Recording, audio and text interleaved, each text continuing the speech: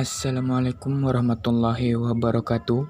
Perkenalkan, nama saya Abdul Hamid dari Program Studi Pendidikan Biologi dengan NPM 30617240009. Di sini saya akan menjelaskan tentang mitokondria untuk memenuhi tugas mata kuliah biologi sel. Oke, langsung saja ke materi yang pertama, yaitu pengertian mitokondria. Mitokondria berasal dari bahasa Yunani, yaitu mitokondrion, yang terdiri dari dua suku kata, yaitu mito dan kandrion. Mito yang berarti benang dan kandrion yang berarti granula. Mitokondria adalah organel tempat berlangsungnya fungsi respirasi sel makhluk hidup, memproduksi energi dalam bentuk ATP dan fungsi seluler lain, seperti metabolisme asam lemak, biosintesis pirimidin, homeostasis kalsium, transduksi sinyal seluler, dan penghasil energi berupa adenosina trifosfat pada lintasan katabolisme. Mitokondria pertama-tama ditemukan sekitar tahun 1850 oleh Kolliker. Kolliker berkesimpulan bahwa granula yang ia temukan adalah struktur bebas yang tidak langsung berhubungan dengan struktur sitoplasma lainnya. Beliau mengenalnya dengan istilah mitokondrion. Kita lanjut ke materi berikutnya, yaitu penemuan awal mitokondria. Menurut Verma dan Agarwal, pada tahun 1880, Kolliker pertama-tama mengamati mitokondria pada sel otot insekta. Waktu itu, mitokondria dikemukakan sebagai granula bermembran yang membengkak bila direndam dalam air. Pada tahun 1882 oleh Fleming, benda itu dinamakan pila. Lebih lanjut, Altman pada tahun 1890 melakukan pengamatan secara sistematik pada benda itu dan menamakannya dengan nama bioblast. Sedangkan nama mitokondria dianjurkan oleh Alizarin dan Clijsters Violet. Sedangkan orang yang pertama kali melakukan pewarnaan pada mitokondria dengan genus Gren adalah Michel pada tahun 1900. Bentuk mitokondria. Mitokondria dijumpai baik pada sel hewan maupun pada sel tumbuhan. Ukuran mitokondria kira-kira sama dengan ukuran rata-rata bakteri basil. Mitokondria hati secara umum agak memanjang dengan diameter kira-kira 0,5 sampai 1 mikrometer dan panjang kira-kira 3 mikrometer. Umumnya, panjang mitokondria dapat mencapai 7 mikrometer. Struktur morfologi mitokondria yang paling bervariasi adalah kista. Menurut Seller dan Bianchi pada tahun 1983, struktur mitokondria dapat dikelompokkan menjadi 3, antara lain, yaitu kista, susunannya menyerupai lembaran, misalnya pada kista mitokondria sel hati. 2. Kista dengan susunan yang sangat rapat, menyerupai tumpukan uang logam, misalnya pada mitokondria sel ginjal. 3. Kista dengan susunan seperti jala yang dibentuk oleh saluran-saluran yang saling beranastomosis. Berikut ini adalah struktur kista mitokondria yang dijelaskan oleh Seller dan Bianchi pada tahun 1983. Yang pertama ada krista pada sel hati, yang kedua ada krista pada sel ginjal, yang ketiga ada krista pada sel saraf. Lanjut ke materi yang selanjutnya, sifat umum mitokondria. Yang pertama ada lokalisasi atau distribusi. Mitokondria dalam sitoplasma pada umumnya tersebar merata. Pada sel-sel tertentu, distribusi mitokondria bersifat khusus. Misalnya pada sel tubulus renalis berkedudukan dekat dengan lipatan membran. Berarti mitokondria dalam sel dapat bergerak bebas dalam sitoplasma atau menetap di bagian tertentu dari sel. Pada waktu mitosis, mitokondria berkumpul di dekat benang spindle dan memanjang membelah sel menyebar rata pada 2 sel anaknya. Yang kedua ada orientasi. Mitokondria mempunyai orientasi tertentu.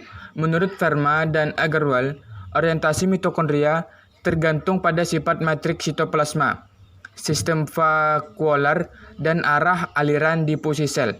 Misalnya pada sel leukosit, mitokondria tersusun radial mengelilingi sentriol. Yang ketiga, morfologi. Jumlah mitokondria dalam sel tergantung pada tipe dan derajat fungsional sel. Bervariasi antara sel dan antara spesies. Sel tumbuhan hijau mengandung mitokondria lebih sedikit dibandingkan sel hewan, karena fungsinya yang digantikan oleh kloroplas. Bentuk mitokondria pada umumnya berupa filamen atau granular.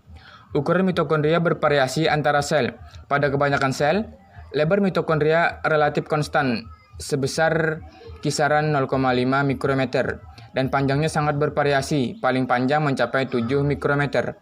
Diameter mitokondria berkisar antara 0,2 sampai dengan 2 mikrometer.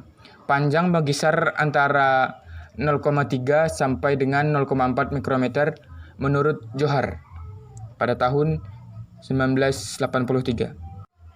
Lanjut ke materi berikutnya, struktur ultramitokondria.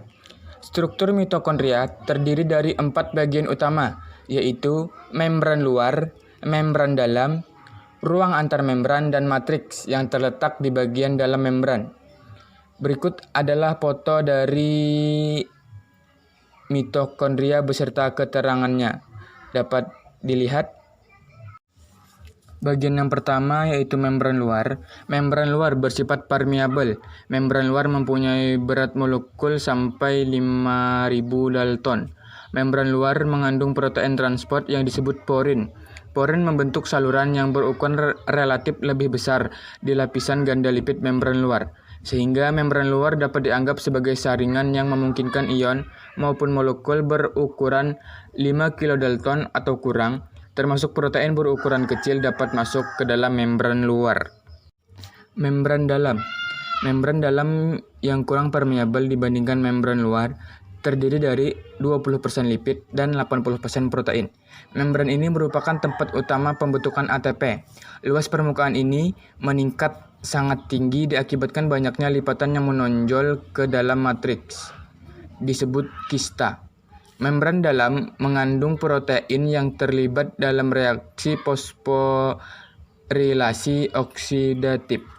ATP sintasi yang berfungsi membentuk ATP pada matriks mitokondria, serta protein transport yang mengatur keluar masuknya metabolit dari matriks melewati membran dalam. Membran dalam tidak berhubungan langsung dengan membran luar. Membran dalam membagi organel menjadi dua, yaitu matriks dan ruang antarmembran. Ruang antarmembran. Ruang antarmembran adalah ruang yang berada di dalam membran luar dan membran dalam mitokondria. Ruangan ini mengandung sekitar 6% dari total protein mitokondria dan berbagai enzim yang bekerja menggunakan ATP yang tengah melewati ruang tersebut untuk memfosforilasi nukleotida. Ruang antarmembran yang terletak di antara membran luar dan membran dalam merupakan tempat berlangsungnya reaksi-reaksi yang penting bagi sel, seperti siklus Krebs, reaksi oksidasi asam amino, dan reaksi B-oksidasi asam lemak. Bagian yang terakhir dari mitokondria adalah matriks. Matriks mitokondria juga mengandung ribosom dan ADN. Molekul ADN berbentuk kecil dan melingkar, tidak banyak bersenyawa dengan protein. Sedangkan ribosomnya sejenis dengan yang terdapat pada bakteri. Kemiripan ADN dan ribosom mitokondria dengan yang terdapat pada sel-sel prokariotik menimbulkan teori bahwa dalam evolusinya, mitokondria merupakan keturunan bakteri yang mula-mula hidup bebas, kemudian masuk ke dalam sel eukariotik dan menetap. Di dalam matriks mitokondria juga terdapat materi genetik yang dikenal dengan DNA mitokondria, ribosom, ATP, ADP, fosfat inorganik, dan ion-ion seperti magnesium, kalsium, dan kalium. Kita masuk ke materi yang terakhir, yaitu fungsi mitokondria. Yang pertama ada glikolisis. Glikolisis adalah proses penguraian molekul heksosa yang memiliki 6 atom karbon dan berlangsung secara enzimatis untuk menghasilkan 2 molekul asam piruvat yang memiliki 3 atom karbon. Glikolisis merupakan jalur utama dari katabolisme glukosa yang berlangsung di dalam sitoplasma sel hewan, sel tumbuhan, dan sel mikroba. Yang kedua ada dekarboksilasi oksidatif. Dekarboksilasi oksidatif atau disingkat dengan DO adalah proses perubahan piruvat menjadi asetil koenzim A. Proses dekarboksilasi oksidatif ini di membran luar mitokondria sebagai fase antara sebelum siklus Krebs, sehingga dekarboksilasi oksidatif sering dimasukkan langsung dalam siklus Krebs. Reaksi oksidasi piruvat hasil glikolisis menjadi asetil koenzim A merupakan reaksi penghubung yang penting antara glikolisis dengan jalur metabolisme lingkar asam trikarboksilat atau daur Krebs. Yang terakhir ada siklus Krebs. Siklus Krebs merupakan tahap kedua respirasi aerob. Nama siklus ini berasal dari nama orang yang menemukan reaksi tahap kedua respirasi aerob ini, yaitu Hans Krebs. Siklus ini disebut juga siklus asam sitrat. Siklus Krebs diawali dengan adanya dua molekul asam piruvat yang dibentuk pada glikolisis yang meninggalkan sitoplasma masuk ke mitokondria, sehingga siklus Krebs ini terjadi di dalam mitokondria.